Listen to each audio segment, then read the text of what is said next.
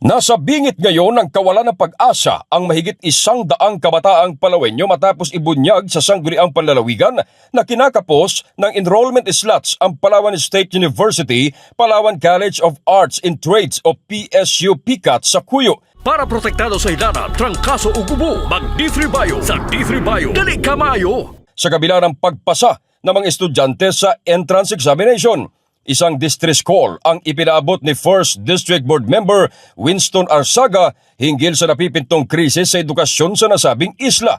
Ayon sa datos na isiniwalat ni Arzaga, pumalo sa mahigit 600 aplikante ang matagumpay na nakapasa sa entrance exam. Gayunpaman, 480 slots lamang ang kayang i-accommodate ng pasilidad at pondo ng PSU PCAT. Ibig sabihin, tinatayag na sa 120 o higit pang kwalipikadong estudyante ang nanganganib na mapagkaitaan ng karapatang makapag-aral ngayong academic year dahil lamang sa kakulangan ng espasyo. Ang mga apektadong estudyante ay nagmumula pa sa mga munisipyo ng Cuyo, Magsaysay at Agutaya, mga lugar kung saan ang PSU PCAT lamang ang tanging inaasahan para sa abot-kayang kolehiyo. Dahil dito, nakatakdang ipatawag ng sangguniang panlalawigan ang mga matataas na opisyal ng Palawan State University Administration, Commission on Higher Education o CHED Regional Office at Western Philippines University. Layunin ng pagpapatawag na alamin ang actual head count ng mga estudyanteng displaced o walang mapapasukan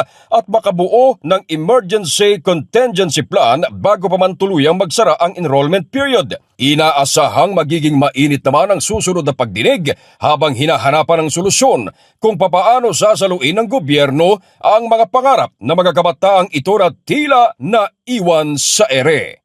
Ito si K5 Ray Almudal para sa impilang Kampiyon sa Balita, Serbisyo Publiko at Kasiyahan sa Palawan, K5 News FM.